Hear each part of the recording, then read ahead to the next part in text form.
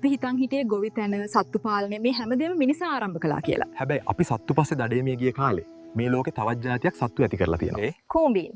ඔයාලා ගෙවත්තේ දැකලා ඇති කුඩා සත්තු ටිකක් ගස්වලට ඇලීලා නිශ්ශබ්දව ජීවත් වෙන. ඒ තමයි කූඩිත්තෝ. එහෙමත් නැත්නම් ඒෆිඩ්ස්ලා. කූඩිත්තෝ කියන්නේ කූඹීන්ගේ කිරි ගවයෝ. කූඩිත්තෝ ගස්වල යුස උරා බීලා පිට කරන පැණි වගේ දියරයක් තියෙනවා. ඒකට කියන්නේ හනි ඩියු. මේක වටිනා ආහාරයක් වගේම. කූඹින් මේ පැණි දියරයට හරිම ආසයි.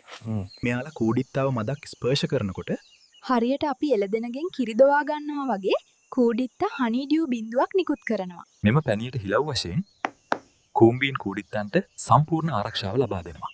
ලේඩි බර්ඩ් වගේ විලෝපිකයෝ ආවාම කූඹීන් එකතු වෙලා ඒ සතුරාව පහර දී එලවා දමනවා. එක ගසක යුෂ අවසන් වුණාම කූඹීන් කූඩිත්තන්ව උසවාගෙන හොඳ යුෂ තියෙන අලුත් ගසකට ගෙන යනවා.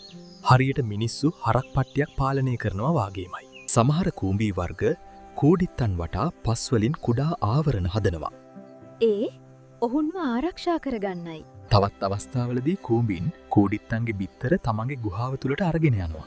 ඒ ශීත කාලයේදී ඒවා ආරක්ෂා කරගන්නයි. හැබැයි කූඹී ලෝකයේ හැම වෙලාවෙම සාමකාමී නෑ. සමහර කූඹියෝ කූඩිත්තන් පැනලා යයි කියලා බයට ඔවුන්ගේ පියාපත් හපා දමනවා. සමනල දලඹුවන් කූඹීන්ව රවට්ටලා කූඹී ගුහාවට ඇතුල් වෙලා කූඹී පැටවුන්වම ආහාරයට ගන්නවා.